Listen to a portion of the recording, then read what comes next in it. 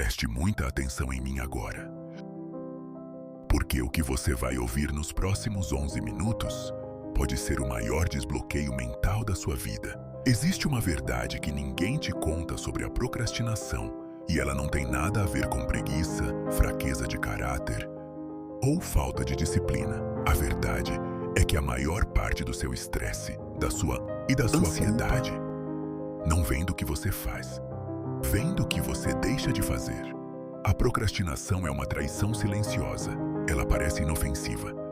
Parece só um depois eu faço, um amanhã eu começo, uma segunda-feira eu mudo. Mas enquanto você adia, ela vai plantando sementes de caos, transforma pequenas tarefas em monstros invisíveis. E o pior de tudo, você sabe que poderia resolver. Está 100% ao seu alcance, mas algo trava, algo segura. E isso corrói por dentro de um jeito que palavras mal conseguem descrever. Napoleon Hill foi direto quando disse que a procrastinação é o assassino das grandes oportunidades. E ele estava certo. Porque enquanto você pensa, hesita e adia, o tempo continua passando e as portas que você deveria ter atravessado vão sendo abertas por pessoas com menos talento que você, mas com mais ação. Hoje isso muda. Preste atenção em mim, porque para acabar com a procrastinação de uma vez precisa entender o que está acontecendo dentro do seu cérebro. Quando você empurra decisões, adia conversas e posterga ações simples, você está mexendo diretamente com os seus níveis de dopamina, o principal neurotransmissor do prazer e da motivação. Seu cérebro foi biologicamente programado para buscar alívio. Ele não quer resolver o problema, ele quer fugir da dor. Quer o conforto, quer o prazer rápido. É por isso que você prefere rolar o feed do celular, ver um vídeo curto, comer algo gostoso, mesmo sabendo que aquilo está te afastando da vida que você quer. Isso não é filosofia, é biologia. E o nome por trás disso é sistema de recompensa cerebral. Imagine uma balança invisível. De um lado, o que exige esforço, estudar, terminar uma tarefa importante. Do outro lado, aquilo que te dá prazer rápido. Seu cérebro sempre vai escolher o que libera dopamina mais rápido. O problema é que o prazer fácil cobra caro. E o esforço adiado, e quanto mais você reforça esse hábito, mais seu cérebro fica viciado em dopamina de baixa qualidade, treinando a si mesmo a evitar o que é importante e a fugir do que te faz crescer. Mas agora me escute com toda a atenção. O mesmo cérebro que procrastina é o cérebro que pode não precisa lutar contra a dopamina. Você só precisa aprender a usá-la a seu favor, porque ela também é ativada quando você avança, quando você cria progresso real. E se você começasse a sentir prazer em cumprir o que promete? E se o seu foco virasse uma fonte de dopamina? E se terminar uma tarefa difícil gerasse mais recompensa mental do que ficar distraído? Isso é possível, mas exige técnica, exige autoconsciência e exige que você pare de mente preguiçosa e comece a liderá-la como quem lidera um exército. Preste muita atenção agora, porque a procrastinação não é apenas o sintoma. O verdadeiro problema é o que você sente antes de começar.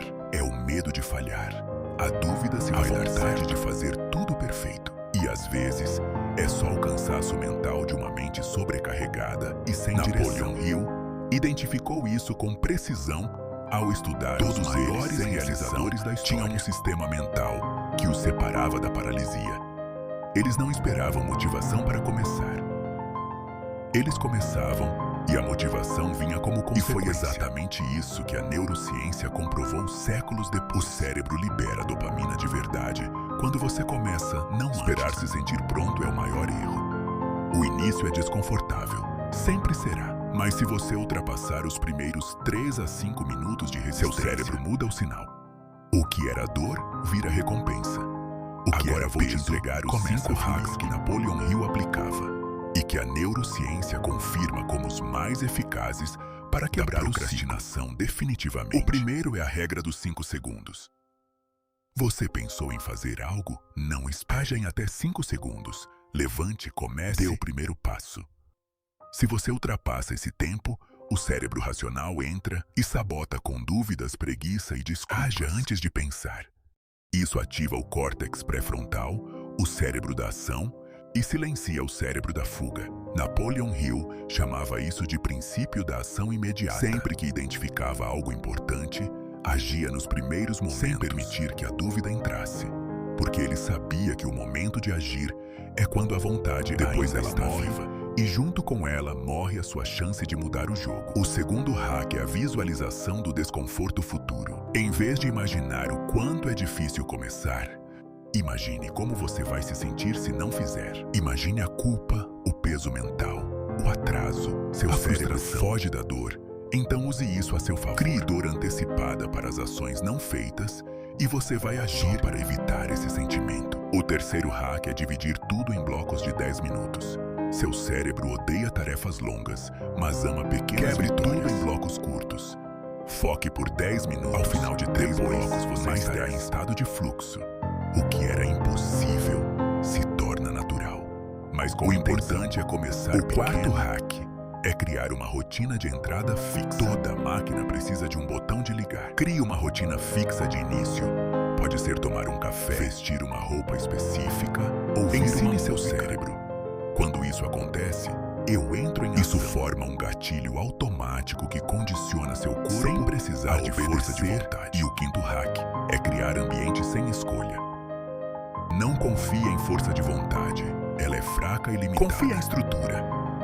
Crie ambientes onde só existe uma opção: fazer. Sem celular por perto, sem distrações no campo de visão, sem aba do navegador aberta. Se você deixar as tentações visíveis, já perdeu metade da mesmo de começar.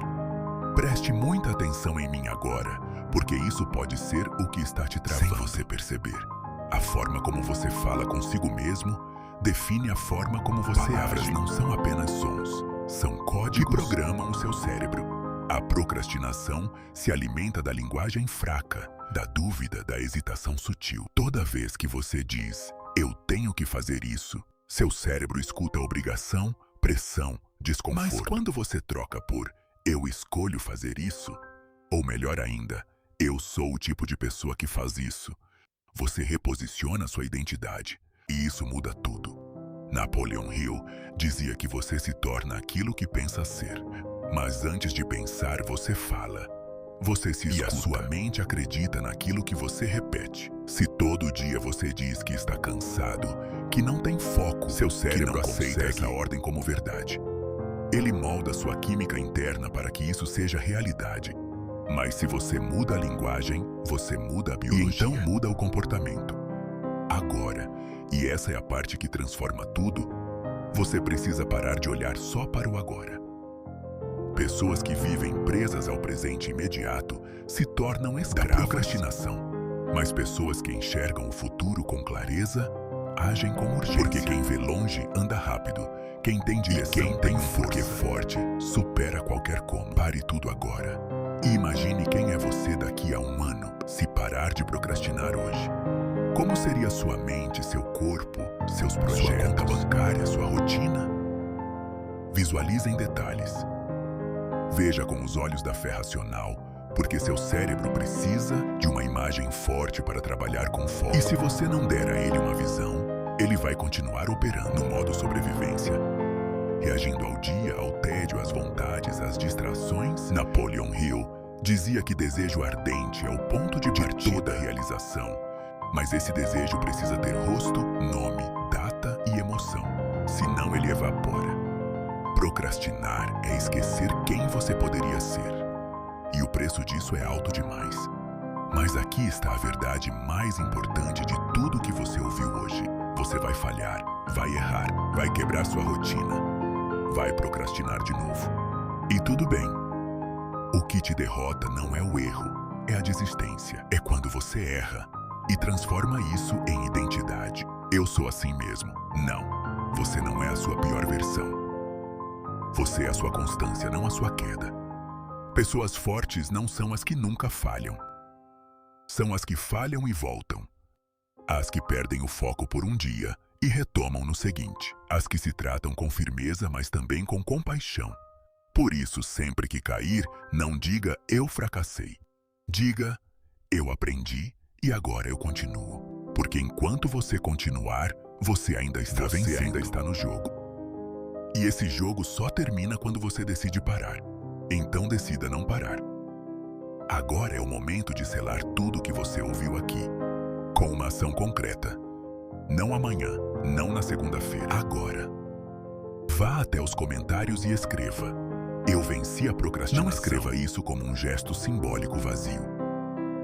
Escreva como um decreto. Como o momento em que você queima as pontes com a sua versão que adia e abraça de vez a versão que age.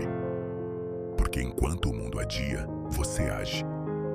Enquanto os outros se distraem, você constrói. Enquanto todos esperam motivação, você já começou. E isso te torna imparável. Deixe o like neste vídeo como o seu sim para essa nova forma. Se inscreva no canal para continuar recebendo os princípios que transformam potencial em resultado real. E compartilhe com alguém que você conhece que está preso nesse ciclo. Porque talvez seja exatamente essa a palavra que essa pessoa está finalmente começar. Levante-se agora, respire fundo e diga com firmeza: eu estou no controle. Eu sou o tipo de pessoa que age. E o mundo vai ter que se adaptar ao meu ritmo.